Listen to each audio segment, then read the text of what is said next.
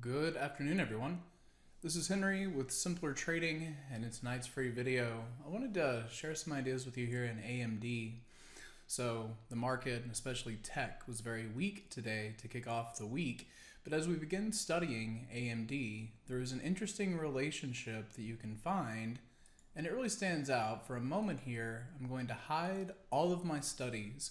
And part of why I enjoy this way of thinking is because it doesn't require any studies, but just says we're going to look at the lifetime high down into the low that was made after and look at that movement in time. So in this case, and I'll spare you the counting, but from swing high to swing low, you're looking at an 11-day move.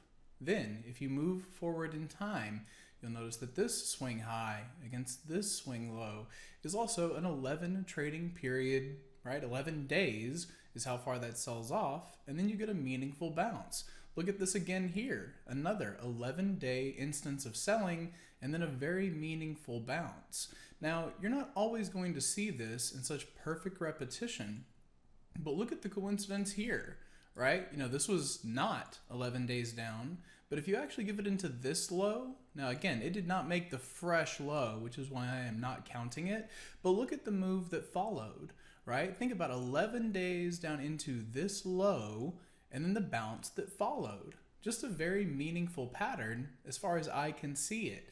There is one instance in here. This is a 10-day drop instead of the 11, and I think that speaks to the somewhat lenient nature of this way of thinking, which is to say that we could sell off 10 days down into it, maybe it's 11 days, but we're starting to see a spot that I think AMD could bounce from.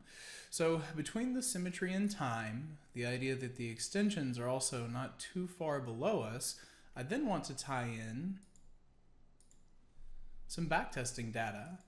And the idea that over the past 3 years, you've had a very successful strategy with a technical momentum diagonal. Now what that means, and this instance does not fit it perfectly because it does not qualify for the technical momentum, right? We are well below the 21. Momentum is to the downside, so it won't be as good of a statistic, not fitting that requirement. But it is the idea that into earnings, you could consider something like buying the Delta 50 in the earning series option and then selling the Delta 30. And that's a spread strategy here that would give you bullish deltas. And as long as we don't continue to just roll over in a big way, I think that could be a meaningful and lucrative strategy into the earnings report. So do keep an eye on this one in the next couple of sessions. Again, I'm going to give that into Tuesday, possibly Wednesday, to try to make that meaningful low.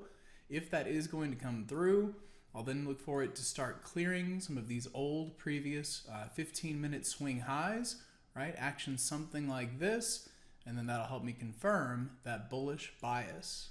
So I hope that helps. You guys have a great week of trading, and I will see you at the next free video. Hey traders, this is Henry with simplertrading.com. I wanted to thank you for watching today's video. I hope you found it helpful, and if so, be sure to click the like and subscribe buttons down below. If you would like to also see me putting these ideas into action and trading my own account live in front of you, be sure to sign up at simplertrading.com, and I hope to see you in the chat room sometime soon.